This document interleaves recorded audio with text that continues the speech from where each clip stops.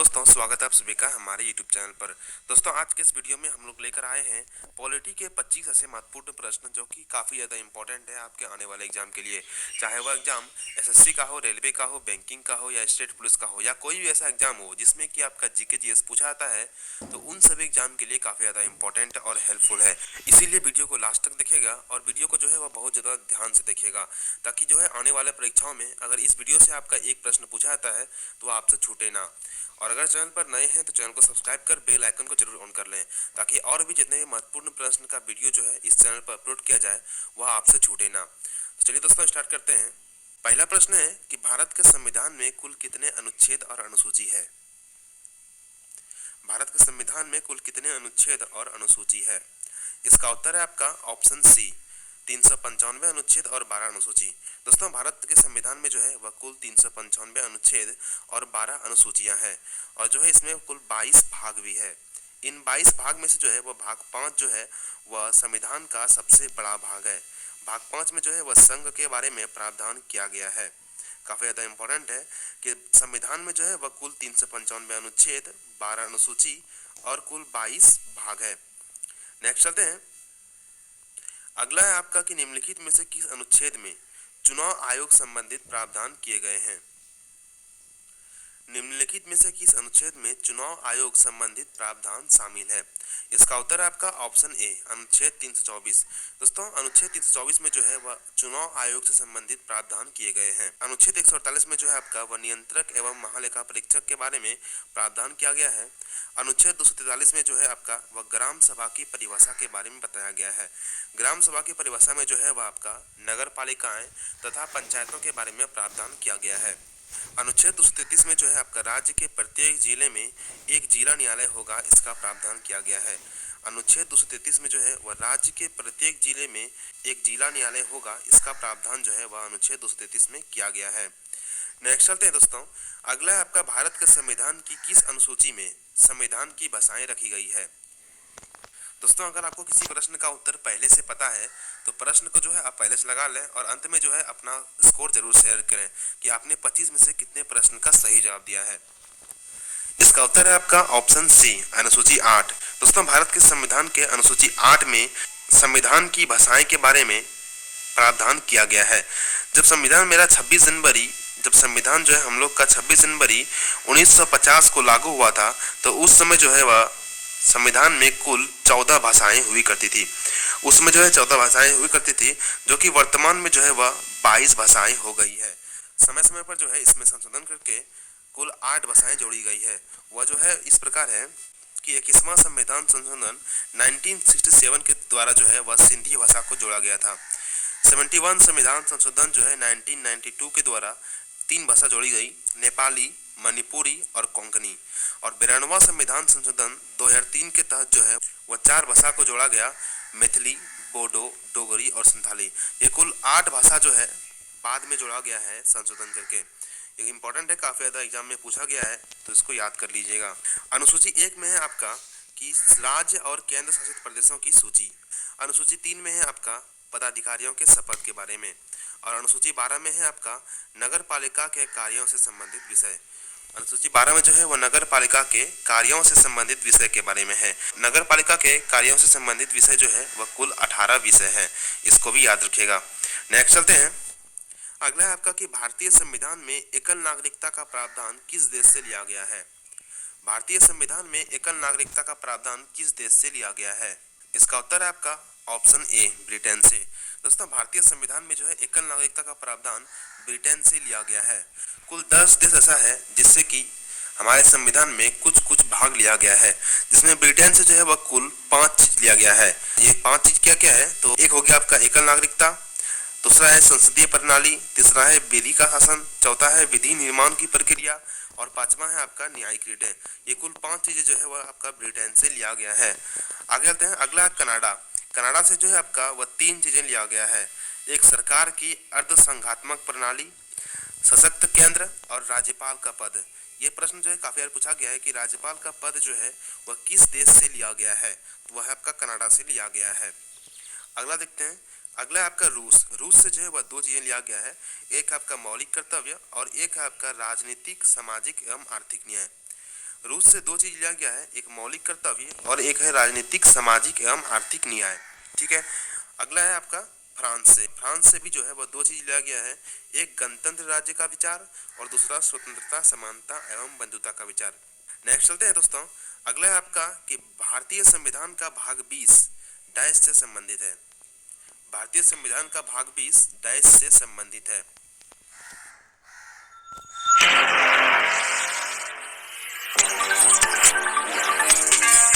Dash से संबंधित है। इसका उत्तर है आपका ऑप्शन बी, संविधान का संशोधन से। भारतीय संविधान का भाग 20 जो है वह संविधान संशोधन से संबंधित है। जितने भी संशोधन किए जाते हैं संविधान में वो सभी जो है वह भाग 20 में रखे जाते हैं। ठीक है। आपातकालीन का प्रावधान जो है यह आपका भाग 18 में किया गया है और भाग 18 में जो है वह अनुच्छेद 352 से लेकर अनुच्छेद 360 तक स्थित है। उसके बाद प्रकीर्ण का जो प्रावधान है वह आपका भाग 19 में किया गया है और विशेष प्रावधान को जो है वह भाग 22 में रखा गया है। नेक्स्ट चलते दोस्तों। अगला आपका अध्यादेश जारी करने की शक्ति भारतीय संविधान के किस अनुच्छेद में है? अध्यादेश जारी करने की शक्ति भारतीय संविधान के किस अनुच्छेद में है? इसका उत्तर है आपका ऑप्शन सी, अनुच्छेद 213 में। दोस्तों अध्यादेश जारी करने की शक्ति जो है यह अनुच्छेद 213 में है। इसी अनुच्छेद के तहत जो है वह राष्ट्रपति को अध्यादेश जारी करने की शक्ति प्राप्त है। अनुच्छेद 84 में है आपका संसद की योग्यता और अनुच्छेद 171 में है आपका विधान परिषद का संरचना। 84 में हो गया आपका संसद की योग्यता, 171 में हो गया आपका विधान परिषद की संरचना। नेक्स्ट चलते हैं। अगला आपका मौलिक अधिकारों के अंतर्गत कौन सा अनुच्छेद बच्चों के शोषण से संबंधित है? मौलिक अधिकारों के अंतर्गत कौन सा अनुच्छेद बच्चों के शोषण से संबंधित है? इसका उत्तर है आपका ऑप्शन बी एंड सी। अनुच्छेद 23 एवं अनुच्छेद 24 जो है यह बच्चों के शोषण से संबंधित है। यह दोनों अनुच्छेद जो है यह बच्चों के शोषण से संबंधित है। अनुच्छेद 17 जो है आपका यह अस्पृश्यता का अंत से संबंधित है और अनुच्छेद 25 जो है यह आपका किसी भी धर्म को मानने के लिए स्वतंत्र है, इससे संबंधित है। अनुच्छेद 25 कहता है कि जो है कोई भी व्यक्ति किसी भी धर्म को मान सकता है एवं जो है उसका उपासना कर सकता है, उसके लिए जो है उसको किसी भी तरह का प्रतिबंध नहीं लगाया जाएगा। इसका प्रावधान जो है अनुच्छेद 25 में किया गया है और अनुच्छेद 17 में जो है वह अस्पृश्यता का अंत किया गया है। अस्पृश्यता मतलब हो गया आपका छुआछूत का अंत। नेक्स्ट चलते हैं। अगला आपका कि भारतीय संविधान में किस अनुच्छेद को डॉक्टर अंबेडकर ने संविधान की आत्मा कहा है? भारतीय संविधान में किस अनुच्छेद को अंबेडकर ने संविधान की आत्मा कहा है? इसका उत्तर है आपका ऑप्शन बी, अनुच्छेद 32। दोस्तों भारतीय संविधान के अनुच्छेद 32 को जो है वह डॉक्टर भीमराव अंबेडकर ने संविधान की आत्मा कहा है। अनुच्छेद 30 में है आपका अल्पसंख्यकों का शिक्षा संरक्षण। अनुच्छेद 30 में है आपका अल्पसंख्यकों का शिक्षा संरक्षण। अनुच्छेद 40 में है आपका ग्राम पंचायतों का संगठन। नेक्स्ट चलते हैं। अगला आपका निम्नलिखित में से कौन राज्यसभा का पदेन सभापति होता है? निम्नलिखित में से कौन राज्यसभा का पदेन सभापति होता है? इसका उत्तर है आपका ऑप्शन बी, उपराष्ट्रपति। दोस्तों उपराष्ट्रपति जो है यह राज्यसभा का पदेन सभापति होता है। उपराष्ट्रपति को जो है जितने भी वेतन और भत्ते मिलते हैं वह उसको राज्यसभा का पदेन सभापति होने के नाते ही मिलते हैं। उपराष्ट्रपति को जो है वह उपराष्ट्रपति होने के नाते किसी भी प्रकार का वेतन एवं भत्ते प्राप्त नहीं होते हैं। अनुच्छेद 64 में जो है वह उपराष्ट्रपति को सभापति होने के नाते वेतन एवं भत्ते दिए जाएंगे। जो है इसका प्रावधान जो है वह अनुच्छेद 64 में किया गया है। नेक्स्ट चलते हैं। अगला है आपका राज्य के नीति निर्देशक सिद्धांतों को किस देश के संविधान से अपनाया गया है? इसका उत्तर है आपका ऑप्शन बी, आयरलैंड से। दोस्तों राज्य का नीति निर्देशक तत्व जो है यह आपका आयरलैंड से लिया गया है। आयरलैंड से जो है और भी कुछ लिया गया है, जैसे कि राष्ट्रपति के निर्वाचन की प्रक्रिया। राष्ट्रपति द्वारा राज्यसभा में 12 सदस्यों का मनोनयन, ये कुल 3 चीजें जो है वह आयरलैंड से लिया गया है। एक है नीति निर्देशक तत्व, राष्ट्रपति का निर्वाचन की प्रक्रिया और राष्ट्रपति द्वारा राज्यसभा में 12 सदस्यों का मनोनयन, ये कुल 3 चीज जो है वह आपका आयरलैंड से लिया गया है। ऑस्ट्रेलिया से जो है आपका वह प्रस्तावना की भाषा लिया गया है, संयुक्त अधिवेशन का प्रावधान लिया गया है, समवर्ती सूची लिया गया है, संघ एवं राज्यों के बीच संबंध का जो है प्रावधान लिया गया है। ऑस्ट्रेलिया से जो है वो कुल 4 चीज लिया गया है, प्रस्तावना की भाषा, संयुक्त अधिवेशन, समवर्ती सूची और संघ एवं राज्यों के बीच संबंध। और जर्मनी से जो है आपका वह दो चीज लिया गया है, एक आपात उपबंध और एक राष्ट्रपति का आपातकालीन शक्तियां। आपात उपबंध जो है और राष्ट्रपति का आपातकालीन शक्तियां, ये दो चीजें जो है वह आपका जर्मनी से लिया गया है। दक्षिण अफ्रीका से जो है आपका वह लिया गया है संविधान संशोधन का प्रावधान। संविधान संशोधन का प्रावधान जो है वो आपका दक्षिण अफ्रीका से लिया गया है और राज्यसभा के सदस्यों का निर्वाचन, ये कुल दो चीजें जो है वो आपका दक्षिण अफ्रीका से लिया गया है। नेक्स्ट चलते हैं दोस्तों, अगला आपका हिमाचल प्रदेश को भारत का 18वां राज्य कब बनाया गया। हिमाचल प्रदेश को भारत का 18वां राज्य कब बनाया गया। इसका उत्तर है आपका ऑप्शन बी 1971 में। दोस्तों हिमाचल प्रदेश को भारत का 18वां राज्य जो है वह 1971 ईस्वी में बनाया गया था। 1963 में जो है वह नागालैंड को जो है वह 16वां राज्य के रूप में बनाया गया। 1975 में जो है वह सिक्किम को 22वां राज्य के रूप में बनाया गया। 2014 में जो है वह आपका तेलंगाना को 29वां राज्य के रूप में बनाया गया था। नेक्स्ट चलते हैं, अगला आपका कि मौलिक अधिकारों की प्रथम लिखित मांग कब किया गया। मौलिक अधिकारों की प्रथम लिखित मांग कब किया गया था। इसका उत्तर है आपका ऑप्शन सी 1928 में। दोस्तों मौलिक अधिकारों की प्रथम लिखित मांग जो है वह आपका 1928 में किया गया था। हालांकि इससे पहले जो है वह मौलिक अधिकारों की मांग हो चुकी थी। 1895 में जो है वह मौलिक अधिकारों की मौखिक मांग हुई थी, लेकिन लिखित मांग जो है वह आपका पहली बार 1928 में किया गया था। नेक्स्ट चलते हैं, अगला आपका कि भारतीय संविधान के किस अनुच्छेद में प्राण एवं दैहिक स्वतंत्रता का प्रावधान है। Smile. I met my smile. इसका उत्तर है आपका ऑप्शन बी अनुच्छेद 21 में। दोस्तों भारतीय संविधान के अनुच्छेद 21 में जो है वो आपका प्राण एवं दैहिक स्वतंत्रता का प्रावधान किया गया है। नेक्स्ट है आपका कि किस संविधान संशोधन के तहत अनुसूची 11 को जोड़ा गया था। किस संविधान संशोधन के तहत अनुसूची 11 को जोड़ा गया था। इसका उत्तर है आपका ऑप्शन बी 73वां संविधान संशोधन। दोस्तों 73वां संविधान संशोधन के तहत जो है वह आपका अनुसूची 11 को जोड़ा गया था। नेक्स्ट चलते हैं, अगला आपका कि किस संविधान संशोधन को भारत का लघु संविधान कहा जाता है। किस संविधान संशोधन को भारत का लघु संविधान कहा जाता है।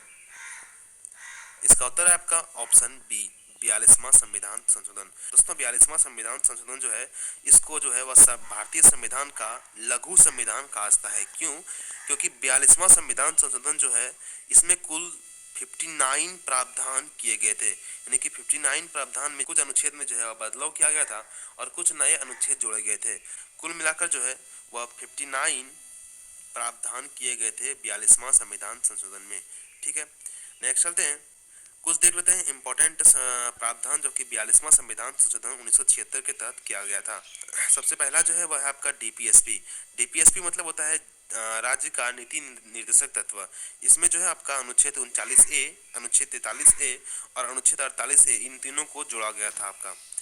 अगला है मौलिक कर्तव्य। मौलिक कर्तव्य को जोड़ा गया था आपका 42वां संविधान संशोधन के तहत। मौलिक कर्तव्य को जो है वह आपका भाग 4A के अनुच्छेद 51A में रखा गया था। ठीक है, मौलिक कर्तव्य को जो है वह भाग 4 के ए में और अनुच्छेद 51A में रखा गया था। मौलिक अधिकार में जो है वह अनुच्छेद 31C जोड़ा गया था। लोकसभा और विधानसभा के कार्यकाल को 5 वर्ष से बढ़ाकर 6 वर्ष कर दिया था।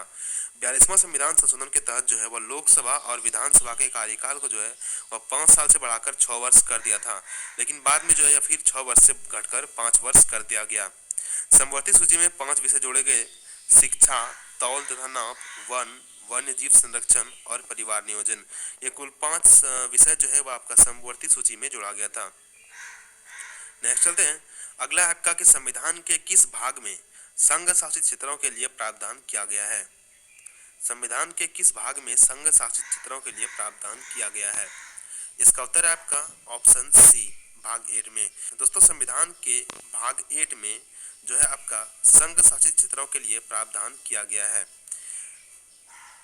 भाग 4 में जो है आपका वह राज्य का नीति निर्देशक तत्व का प्रावधान किया गया है। भाग 5 में जो है वह आपका संघ यानी कि यूनियन के बारे में किया गया प्रावधान, और भाग 5 जो है वह आपका संविधान का सबसे बड़ा भाग है, पहले भी आपको बताया है।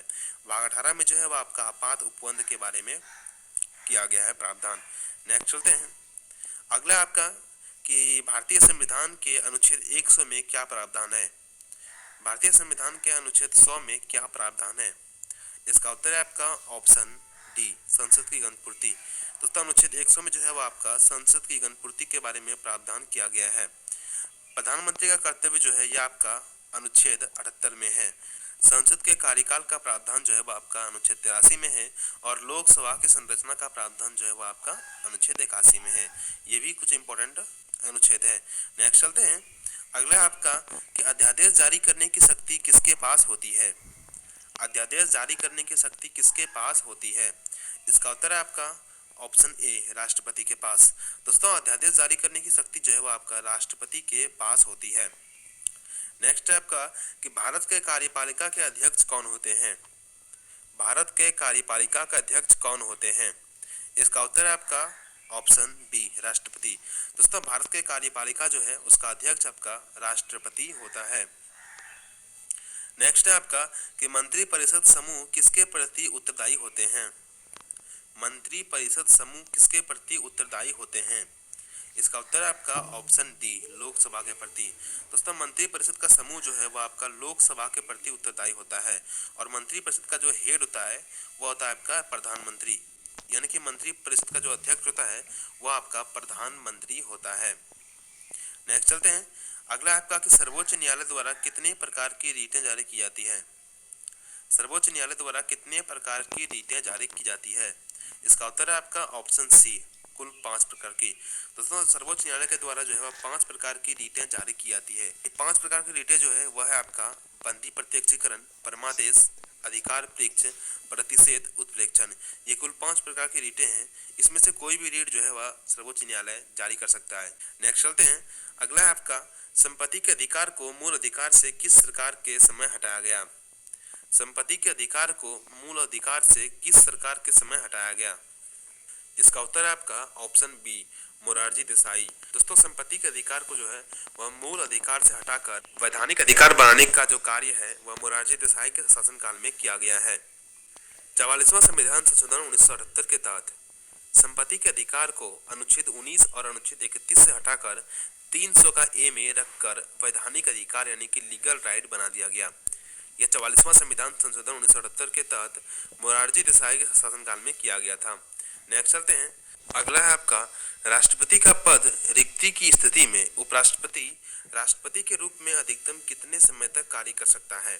अर्थात अगर राष्ट्रपति का पद खाली है तो वह अधिकतम कितने समय तक खाली रह सकता है। तो उसका उत्तर है आपका 6 माह। 6 माह तक ही राष्ट्रपति का पद अधिकतम खाली रह सकता है। नेक्स्ट चलते हैं। अगला है आपका भारतीय संविधान किस उम्र तक के बच्चों को निःशुल्क एवं अनिवार्य शिक्षा देता है। भारतीय संविधान किस उम्र तक के बच्चों को निःशुल्क एवं अनिवार्य शिक्षा देता है। इसका उत्तर है आपका ऑप्शन बी 14 वर्ष। दोस्तों भारतीय संविधान जो है वह 6 वर्ष से लेकर 14 वर्ष तक के बच्चों को निःशुल्क एवं अनिवार्य शिक्षा देता है। इसका प्रावधान जो है वह आपका अनुच्छेद 21 का ए में किया गया है। अनुच्छेद 21 का ए में जो है प्रावधान किया गया है। नेक्स्ट चलते हैं। अगला आपका निम्नलिखित में से भारत का द्वितीय नागरिक कौन होता है। निम्न में से भारत का द्वितीय नागरिक कौन होता है।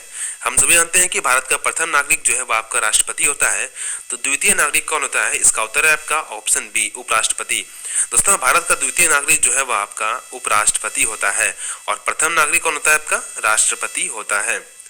तो दोस्तों यह था आपका कुल 25 महत्वपूर्ण प्रश्न पॉलिटी से, जो कि काफी ज्यादा इंपॉर्टेंट है। इसमें कुछ प्रश्न जो है वह काफी बार एग्जाम में पूछे गए हैं और बाकी सारे प्रश्नों का जो है वह आने वाले परीक्षाओं में आने की बहुत ज्यादा